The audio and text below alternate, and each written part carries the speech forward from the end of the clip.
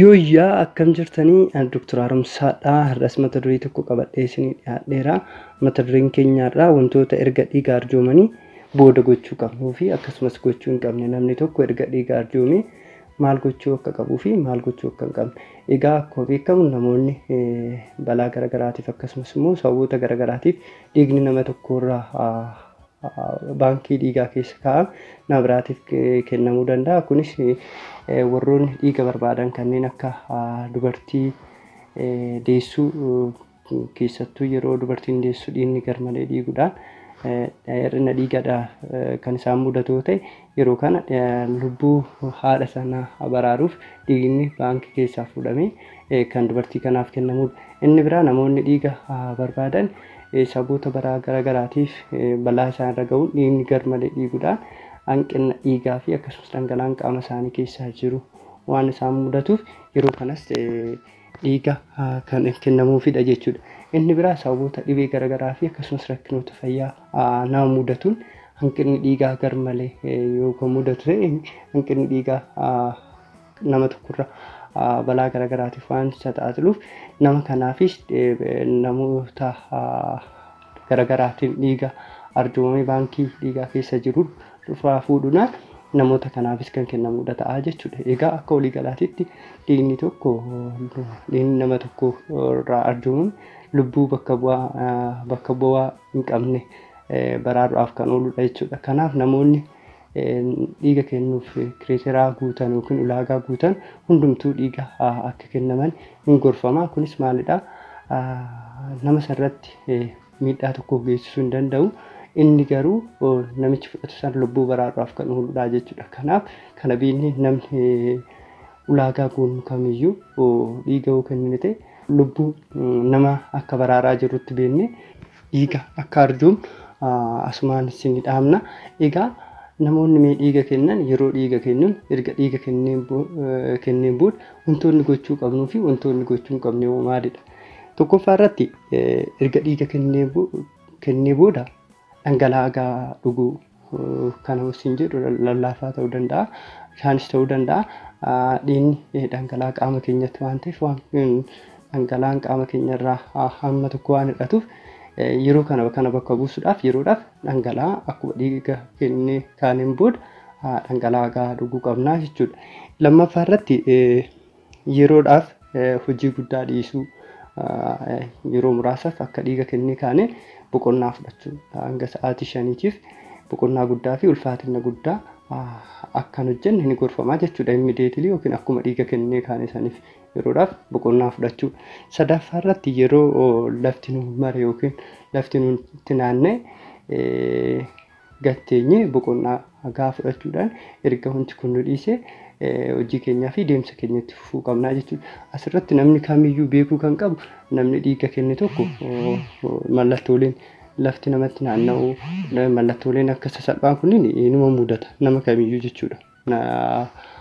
Nama dhiigni yookiin dhangala'aa qaama isaa irraa hamma tokko kan irratti ta'e lafti namatti naanna'uun lafti nama hammaruun kun hin jiraata. Haa ta'uti malee yeroo booda waan erga dhangala'aa gahaa dhunne erga dhangala'aa kana bakka buufne waan nu dhiisuuf yeruma aadde malee balaa guddaa kan nurraan geessise waan ta'uuf wanta nu yaachisuu miti jechuudha. Kanaaf yeroo kanatti yookaan akkuma dhiiga kennee kaaniin lafti xiqqoo kan nu maru kan ta'u ta'e gatteenye boqonnaa fudhannee sanaan booda deemsaa fi dalagaa keenyatti deemuu dandeenya jechuudha. Arfaffaa irratti erga dhiiga kennee wantoonni gochuu qabnu waraqaa yookiin hidhata naannoo dhiiga itti irraa fuudhame irratti wantoonni maxxanfamu jiru jechuudha. Yeroo kana apheeffaman jiru. Yeroo kana wanti sun akka irraan kaane gochuu qabna yeroodhaaf jechuudha. Kanaaf dhiigni sun maalidha? Hidda dhiigaa keenya uraniiti kan dhiiga fudhata waan ta'eef yeroo hiddi waraqaan sun irraa ka'e nu dhiiguu waan danda'uuf egaa waraqaan kan akka irraan kaane achirratti eeguu qabna jechuudha. Haa ta'uti malee sababa dhiigni kun waraqaan kun yookaan hidhatni kun achirraa kan ka'u ta'e darneetti deebisuu qabna yookiin immoo yoo kan nu dhiigu ta'e waraqaa qulqulluu yookiin huccuu qulqulluudhaan inni sun akka nu inni gochuu qabna jechuudha. Immoo inni sun yoo garmalee kan nu dhiigu yoo ta'e hedduu irraa dhiigni kan nu dhiigu yoo ta'e kan hin dhaabbanne yoo ta'e ogeessa alaa bira deemnee akka nuuf wanta kana ashakuu yookiin maxxansuu irratti deebi'ee waraqaa biraatiin nu qabsiisu gochuu hin dandeenye. Inni shanaffaan wanta dhiiga kennee booda wantoonni gochuu qabnu yoo naannoo dhiigni irraa fudhatame sun kan nu dhiita'uu fi akkasumas immoo dhiigni kan achitti kan taree jiru kan ta'u ta'e wanta diilallaa jechuudha. Cabbii diilallaadhaan uffataan qabannee naannoo sanitti gochuudha. Kunis maali? Inni sun naannoo sanii akka faca'u waan gochuuf yeroodhaaf dhiitaan sun akka badu gochuu danda'a jechuudha. Wanta diilallaa cabbii irratti qabachuu. Jaaffaa irratti wanti hin dagatamne namni tokko erga dhiiga arjoome ayiraniin qaama isaa jiru dhiiga bifa dhiigatiin nama biraatiif darba waan ta'eef namoonni kun hir'ina ayiraniitiif saaxilamuu waan danda'aniif kanaaf namoonni akkuma dhiiga kennee kaane nyaata ayiraniidhaan badhaadhaan sirriitti soorachuu qabnaa jechuudha. Nyaata ayiraniidhaan badhaadhaan kan akka tiruu baaqelaa fi akkasumas foon fa'aa sirnaan soorachuu qabnaa jechuudha. Kunis maalidha? Ayiranii dhiiga bifa dhiigatiin nama biraatitti darbisan nama biraatiif kennisan bakka nu buusaa jechuudha. Kanaaf nyaata ayiraniidhaan badhaadhaan soorachuu qabnaa jechuudha. Haa ta'uti malee yoo namoonni dhiiga arjoomanii mallattooleen biraa kan irratti mul'atan ta'e mana yaalaa deemanii ogeessa yaalaa mariisisuu qabu. Haa ta'uti malee akka walii galaatitti wanti beekuu qabdan namni dhiiga kenne rakkoon irra gahu hin jiru jechuudha. Yeroodhaaf mallattoolee nama lafatti maru namatti naanna'u kun jiraachuu danda'a. Kun akka walii galaatitti waan dhiiga arjoome qofaas osoo hin ta'in dhangala'aan qaama isaa keessaa goga gadi buutee jechuudha. Wantoonni akkanaa kana mudachuu danda'a jechuudha. Akkuma yeroo baasaa fi haqqeen namarra jiraatu jechuudha. Kanaaf yeroodhaaf mallattooleen kunniin bifa ammas hin jenne kanaaf gargaaruu ni dandeessu.